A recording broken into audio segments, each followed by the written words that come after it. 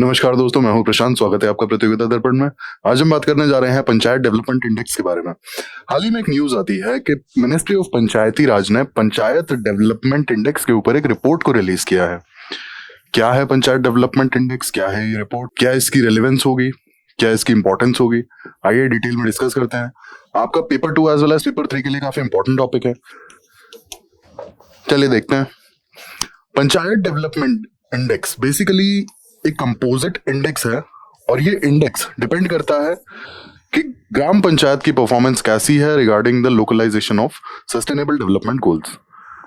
इसके अलावा panchayat development index एक होलिस्टिक असेसमेंट है regarding the development of panchayat, मतलब पंचायत का विकास, पंचायत की डेवलपमेंट किस तरीके से हो रही है, उसका होलिस्टिक असेसमेंट भी PDI यानी कि पंचायत डेवलपमेंट इंडेक्स में किया जाएगा। अब इसके ऑब्जेक्टिव्स क्या है? ऑब्जेक्टिव्स के पहले हम ये जानेंगे कि बैकग्राउंड क्या है और क्यों पंचायत डेवलपमेंट इंडेक्स की जरूरत पड़ी। इससे हम ऑब्जेक्टिव्स को बहुत इजीली रिलेट कर पाएंगे। अब basically sustainable development goals United Nations adopt करता है और इसकी टारगेट है 2030 तक अचीव करने की। इंडिया भी इसका सिग्नेटरी है।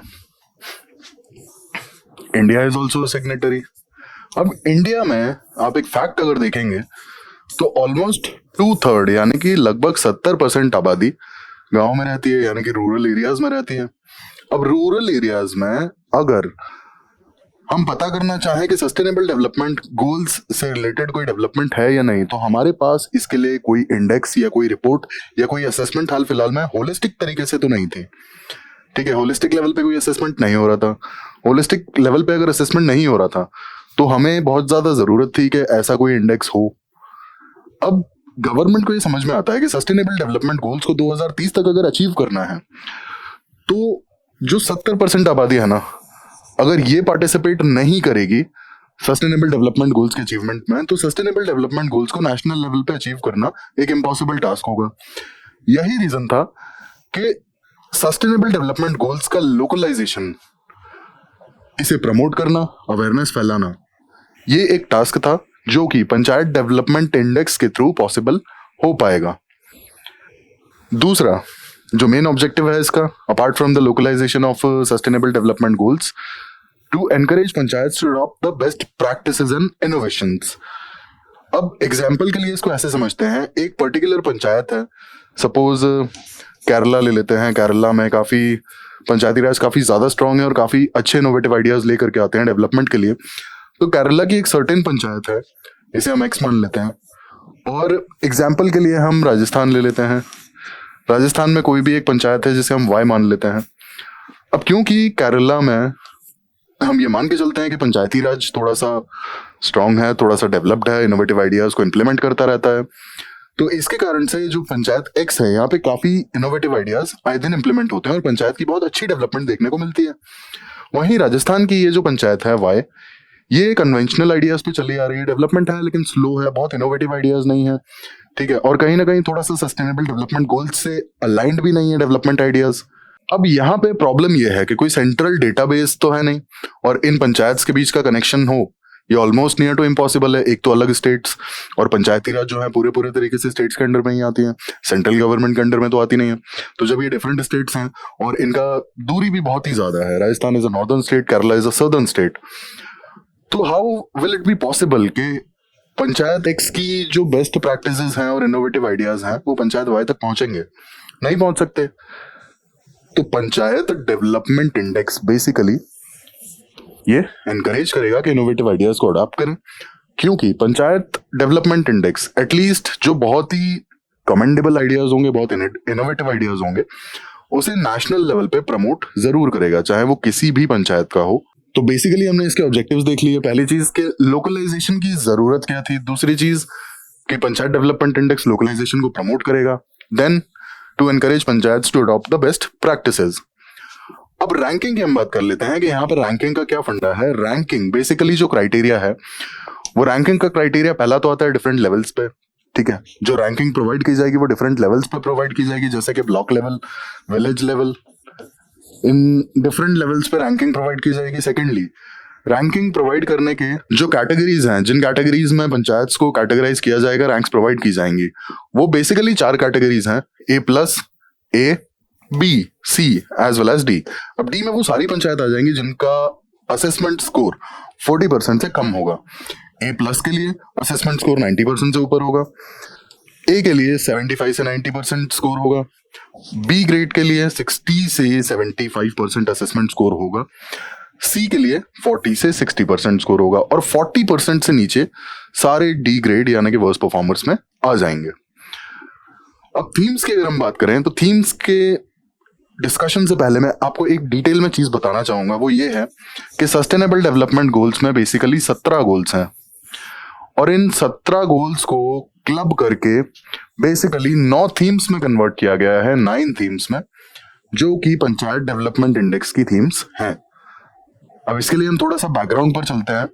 मिनिस्ट्री ऑफ पंचायती राज ने एक कमेटी कॉन्स्टिट्यूट की।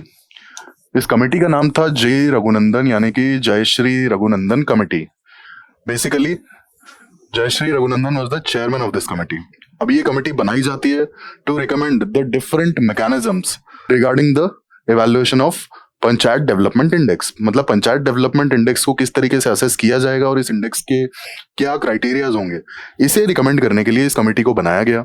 इस कमेटी ने कुछ पैरामीटर्स डिफाइन किए और 17 सस्टेनेबल डेवलपमेंट गोल्स को ध्यान में रखते हुए 9 थीम्स को रिकमेंड किया, जिसके बेसिस पे पंचायत डेवलपमेंट इंडेक्स असेस किया जाएगा। अब आइए देखते हैं कौन कौन सी हैं ये 9 थीम्स। पहला है poverty free and enhanced livelihood, दूसरा है हेल्दी विलेज, तीसरा है चाइल्ड फ्रेंडली विलेज, चौथा है water sufficient village, then clean and green village, अगला आता है self sufficient infrastructure, then socially just and secured village, good governance and women friendly village. आप 9 थीम्स में ये चीज देख सकते हैं कि ये themes they do revolve around the sustainable development goals. Holistic तरीके से 17 सस्टेनेबल डेवलपमेंट गोल्स पर ही बेस्ड है ये 9 थीम्स। अब इसके बेनिफिट्स क्या होंगे? पहला बेनिफिट इसका ये होगा कि it can be used for Panchayati Raj awards.